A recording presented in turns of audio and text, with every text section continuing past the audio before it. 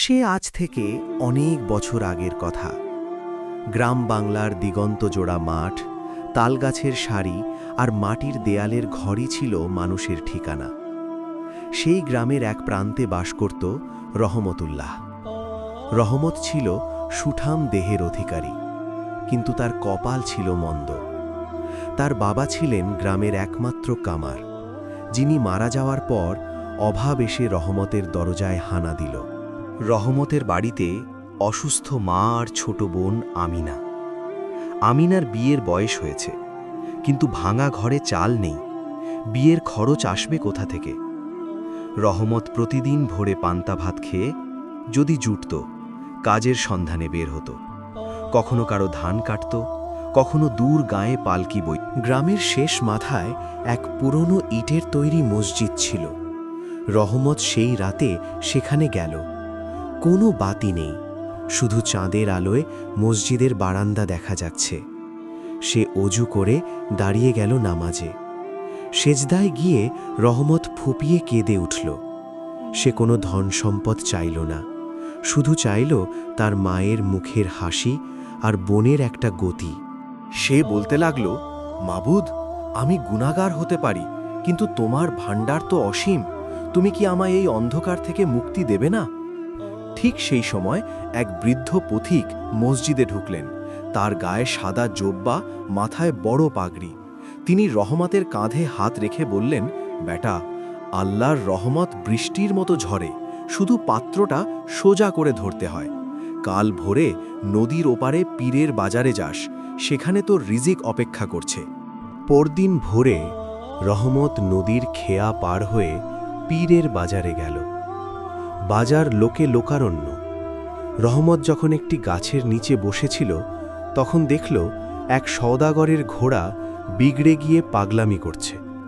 সওদাগরের মূল্যবান মালপত্র ঘোড়ার পিঠ থেকে পড়ে যাওয়ার উপক্রম। সবাই ভয়ে পালাচ্ছে। রহমত নিজের জীবনের মায়া ছেড়ে দৌড়ে গিয়ে ঘোড়ার লাগাম টেনে ধরল। অনেক চেষ্টার পর ঘোড়াটি শান্ত হল। সওদাগর সাহেব অবাক হয়ে রহমতের দিকে তাকালেন। তিনি ছিলেন শহরের বড় রেশম ব্যবসায়ী। তিনি বললেন, জোয়ান, তোমার মতো সাহসী লোক আমি খুব কম দেখেছি। আমার এই ঘোড়া আর মালের হেফাজত করার লোক দরকার। তুমি কি আমার সাথে শহরে যাবে? রহমত বুঝল কাল রাতের সেই দোয়া কবুল হয়েছে। সে সওদাগরের সাথে কাজ শুরু করল। শহরে গিয়ে রহমত সওদাগরের রেশম কুঠিতে দিন রাত পরিশ্রম করতে লাগল। সওদাগর নিঃসন্তান ছিলেন। রহমতের সততা আর নম্রতা দেখে তিনি তাকে নিজের ছেলের মতো দেখতে লাগলেন। একদিন সওদাগর তাকে এক বাক্স মোহর দিয়ে বললেন, রহমত, তুমি বাড়ি যাও, তোমার বোনের বিয়ে দাও আর মাকে সুখে রাখো। আর শোনো, এই ব্যবসা এখন থেকে তোমারও। রহমত যখন গ্রামে ফিরল, তখন তার পরনে দামি পোশাক, হাতে উপহার। কিন্তু গ্রামে ফিরতেই সে এক হৃদয় বিদারক দৃশ্য দেখল। তাদের সেই পুরনো মাটির ঘরটি ঝড়ে ধসে পড়েছে। মা আর বোন পাশের এক প্রতিবেশীর গোয়াল ঘরে আশ্রয় নিয়েছে। রহমত চিৎকার করে কেঁদে উঠল। সে ভাবল, আল্লাহ তাকে এত কিছু দিলেন, কিন্তু তার মাথা গোজার ঠাঁইটুকু কেড়ে নিলেন কেন? কিন্তু তখনই প্রতিবেশী তাকে এক চমকপ্রদ খবর দিল।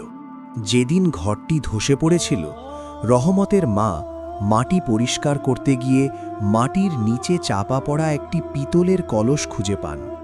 সেটি ছিল রহমতের দাদার আমলের জমানো সোনার মোহরে ঠাসা। অভাবের দিনে আল্লাহ তাদের জন্য মাটির নিচ থেকেই সাহায্যের ব্যবস্থা করে রেখেছিলেন। রহমত বুঝতে পারল, আল্লাহ তাকে বিদেশে নিয়ে গিয়েছিলেন অভিজ্ঞতা আর সম্মান দিতে, আর ঘরে ফিরিয়েছেন প্রাচুর্য দিয়ে। সে সেই মোহর আর নিজের জমানো টাকা দিয়ে গ্রামে এক বিশাল দালান তুলল। কিন্তু সবচেয়ে বড় কাজ সে যা করল, তা হল সেই পুরনো মসজিদটি মেরামত করা। রহমত তার বাড়ির সামনে এক বিশাল চাতাল বানালো। সেখানে প্রতিদিন সকাল সন্ধ্যায় মুসাফিরদের জন্য খাবার দেওয়া হতো। কোনো ভিখারি সেখান থেকে খালি হাতে ফিরত না। মানুষ সেই জায়গাকে বলতো রহমতের দস্তরখান। আমিনার বিয়ে হল পাশের গ্রামের এক শিক্ষিত পরহেজগার যুবকের সাথে। রহমতের মা শেষ জীবনে পরম শান্তিতে তসবিহ পাঠ করে কাটিয়েছেন। গল্পের শেষে দেখা যায় রহমত অনেক বৃদ্ধ হয়েছে। তার নাতি নাতনিরা যখন তাকে জিজ্ঞেস করে, দাদা, আপনি এত কিছু পেলেন কিভাবে?